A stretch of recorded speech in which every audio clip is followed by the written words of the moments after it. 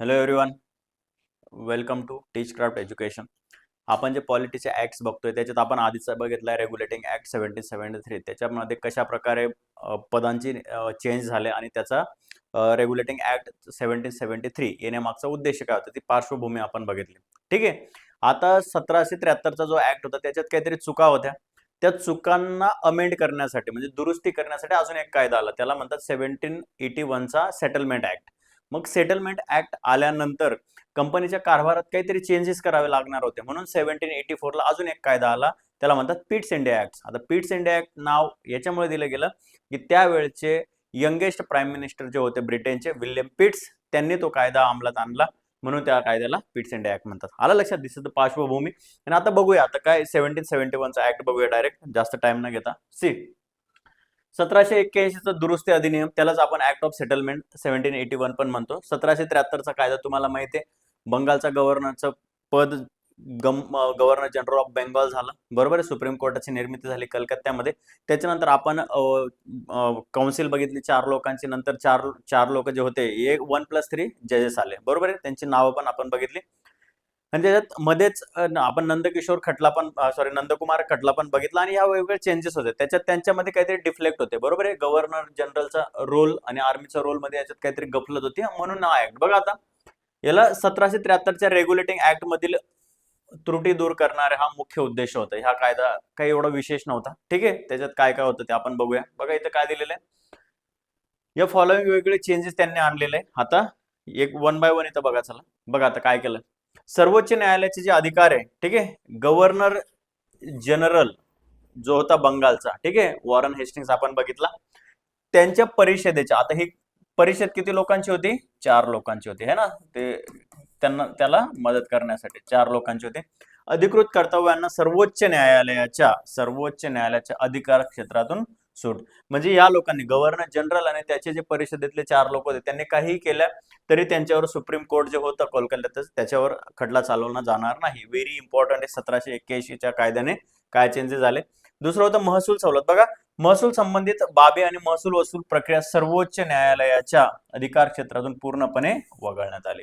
Again, जो काही महसूल जमा केला जाईल, वॉरन हेस्टिंग असेल आणि तिथले दुसरे अधिकारी असतील, ते काही जरी महसूल जमा करतील तरी सुप्रीम कोर्टाच्या अंडर येणार नाही. एवढ्या गोष्टी लक्षात ठेवा. सुप्रीम कोर्टाच्या रिलेटेड ते सगळे चेंजेस आहेत.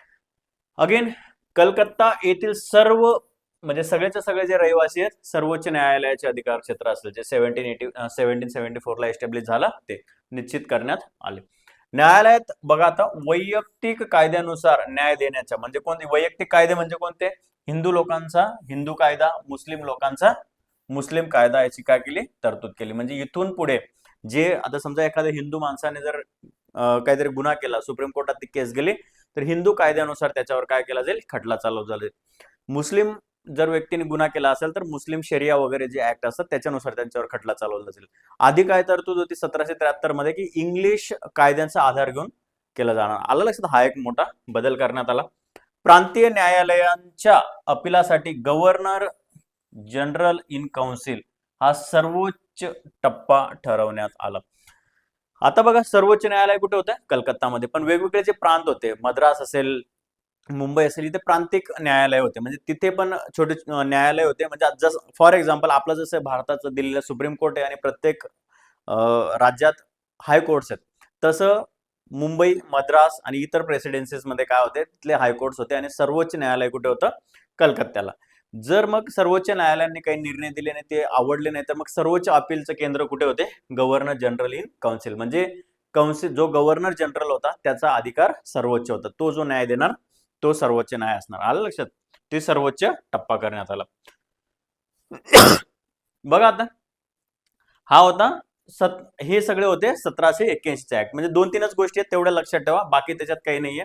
काय सर्वोच्च न्यायालयाचे अधिकार आणि गव्हर्नर जनरल इन काउन्सिल हा सर्वोच्च टप्पा, एवढं फक्त 2 गोष्टी लक्षात ठेवा, जास्त काही नाही त्याच्यात. नंतरचा आहे 1784चा पिट्स इंडिया ऍक्ट. आता बघा ही टाइमलाईन बघा. 1773चा रेग्युलेटिंग ऍक्ट आहे, मग 1781चा ऍक्ट ऑफ सेटलमेंट आहे, आणि काय? पिट्स इंडिया ऍक्ट आहे. ठीक आहे, हे सगळे ऍक्ट्स आहेत. आता बघा काय म्हटलं, Pitt's India act also non as the east India company act. Very very important, याला स्टार करा. कारण की अजून विचारला गेलेला नाहीये, आयोगाचं लक्ष गेलेलं नाही. आयोगाचं लक्ष जाऊ शकतं की कोणत्या कायद्याला ईस्ट इंडिया कंपनी ऍक्ट असं पण म्हटलं जातं. तो आहे पिट्स इंडिया ऍक्ट. कारण की आपल्याला 1919चा, 1909चा, 1935चे कायदे एवढे आपल्या डोक्यात भिनलेले आहेत, त्याच्यापैकीच एक मारून येतो आपण, मग इकडे आपलं लक्ष नाही जात. बघा, was pass in British parliament correct the defects of the previously sign regulating act. मग रेग्युलेटिंग ऍक्टने काही काही चुका केलेल्या होत्या, त्या थोड्या 1781 मध्ये क्लिअर झाल्या, बाकीच्या या कायद्यानुसार. दिस ऍक्ट बघा आता कंटिन्यूड इन इफेक्ट अंटिल 1858. 1858 पर्यंत तो इफेक्ट मध्ये होता. The act is named after William Pitts, a younger Britain's prime minister when the act was passed. आलं लक्षात? तेव्हा ते विल्यम पिट्स काय होते? प्राईम मिनिस्टर होते तिथले. कंपनीच्या कारभारात सुधारणा करण्यासाठी व नागरी व लष्करी, ठीक आहे, कारभार नियंत्रण ठेवण्यासाठी हा कायदा करण्यात आला. ह्या कायद्याने दोन महत्वाच्या गोष्टी आणल्या, त्याच्यावर आयोगाने कंटिन्युअसली क्वेश्चन विचारलेले, ते पण आपण बघूया. आता बघा, पिट्स इंडिया ऍक्ट महत्वाचे निर्णय काय केले? प्रत्यक्ष नियंत्रण कोणाचं होतं? आता एक होतं बोर्ड ऑफ कंट्रोलला भारतातील सर्व प्रशासकीय आणि महसूल कामांवर पर्यवेक्षण व प्रत्यक्ष नियंत्रणाचे अधिकार दिले. कोणाला? Board of control. मग सरळ विचारतील, कोणत्या कायद्यानुसार बोर्ड ऑफ कंट्रोल आणि कोर्ट ऑफ डिरेक्टर्स वेगवेगळे करण्यात आले? कोण काय काय? Board of control and court of directors. आता आपण बघितलं होतं की कोर्ट ऑफ डिरेक्टर्स हे जे लोक होते, यांना नागरी, लष्करी आणि रेव्हेन्यू या तीन बाबतींमध्ये ब्रिटिश पार्लमेंटला कंटिन्युअस काय द्यायचा होता? अहवाल द्यायचा होता. अहवाल म्हणजे काय? रिपोर्ट द्यायचा होता. म्हणजे हे कोर्ट ऑफ डिरेक्टर्स हे लोक कोण होते? हे कंपनीचे कर्मचारी होते. म्हणजे आपण म्हणतो ना की विश्वस्त मंडळ असतं बघा एखाद्या इन्स्टिट्यूटचं, की ते चालवत असतात, तसं कोर्ट ऑफ डिरेक्टर्स होतं. मग हे त्यांच्या पद्धतीने मनमानी कारभार करायचे, बरोबर आहे. मग त्यात करप्शन वगैरे ह्या सगळ्या गोष्टी येत होत्या. म्हणून 1773च्या ऍक्टचा रिझनच काय होतं की करप्शन कमी करायचं, म्हणून यांना कंटिन्युअस अहवाल द्यायला लागायचा ब्रिटिश पार्लमेंटला. आता ते पण सफिशियंट नव्हतं होत, म्हणून एक बोर्ड स्थापन केलं नवीन, त्याचं नाव काय होतं? Board of control. Board of control म्हणजे काय? आता हे कोर्ट ऑफ डिरेक्टर्स वगैरे ज्या काही गोष्टी करतील त्यांच्यावर डायरेक्ट नियंत्रण कोणाचं असेल? बोर्ड ऑफ कंट्रोलचा. आलं लक्षात? बोर्ड ऑफ कंट्रोलचं डायरेक्ट नियंत्रण असेल कशाच्या बाबतीत? सर्व प्रशासकीय म्हणजे काय? ऍडमिनिस्ट्रेटिव्ह आणि महसूल म्हणजे रेव्हेन्यूच्या रिलेटेड सगळ्या गोष्टींवर आता कोणाचा कंट्रोल असणार आहे? बोर्ड ऑफ कंट्रोलचा. आलं लक्षात? नावातच आहे बोर्ड ऑफ कंट्रोल. ह्या सगळ्या गोष्टी कोण करणार आहे? Board of control. कसा आहे क्वेश्चन उद्या? बोर्ड ऑफ कंट्रोल कोणत्या ऍक्ट नुसार स्थापन करण्यात आलं? Pitt's India act 1784. ओके. किंवा जर विचारलं कोणत्या कायद्यानुसार बोर्ड ऑफ कंट्रोल आणि कोर्ट ऑफ डिरेक्टर्स हे वेगवेगळे त्यांची कामाची विभागणी करण्यात आली, तरी तो कायदा कोणता आहे? 1784चा ऍक्ट. आलं लक्षात? या गोष्टी लक्षात ठेवा. आता बघा, प्रथमच फर्स्ट टाइम काय झालंय, भारतातील कंपनीच्या प्रदेशांना म्हणजे ज्या ज्या प्रदेशांवर कंपनीने आपली मोनोपॉली एस्टॅब्लिश केले होते त्यांना काय म्हटलं गेलं? ब्रिटिश अधिपत्याखालील प्रदेश किंवा ब्रिटिश पजेशन्स इन इंडिया असे औपचारिकपणे संबोधले गेले. म्हणजे काय की कंपनीने लिगली ते गोष्टी काय केलेल्या आहेत? विन केलेल्या आहेत असं ते म्हटलं गेलं. फर्स्ट टाइम कोणत्या ऍक्ट नुसार? 1784च्या ऍक्ट मध्ये म्हटलं गेलं की British possessions in India. Very important आहे, लक्षात असू द्या. डन. बघा, पिट्स इंडिया ऍक्ट मुख्य तरतुदी काय? आता व्यापारी आणि राजकीय विभाजन झाला. व्यापारी आणि राजकीय विभाजन आता एकदम सिंपल आहे. व्यापारीच्या ज्या रिलेटेड होते त्या गोष्टी आपण काय बघितलं? बोर्ड ऑफ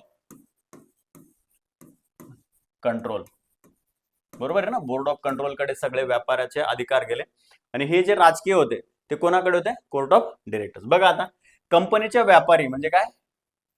कमर्शियल आणि राजकीय पॉलिटिकल कार्यामध्ये स्पष्ट फरक केला. कोणी केला? करण्यात आला. प्रशासनात बघा, दुहेरी व्यवस्था, दुहेरी शासन व्यवस्था म्हणजे काय? Dual system. व्हेरी इम्पॉर्टंट आहे. मग ड्युअल सिस्टम कोणाचं? तर ह्या लोकांचं, बोर्ड ऑफ कंट्रोल आणि कोर्ट ऑफ डिरेक्टर्स. आलं लक्षात?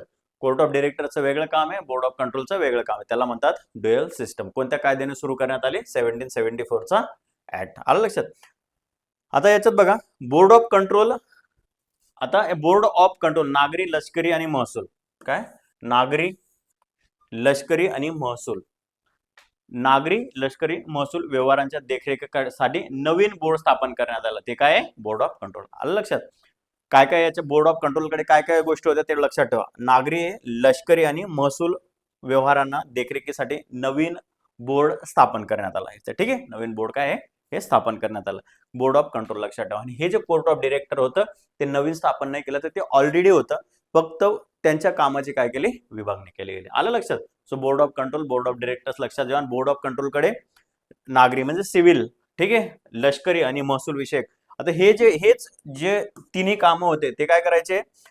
कोर्ट ऑफ डिरेक्टर्सला अहवाल द्यावा लागायचा. अहवाल, बरोबर आहे ना?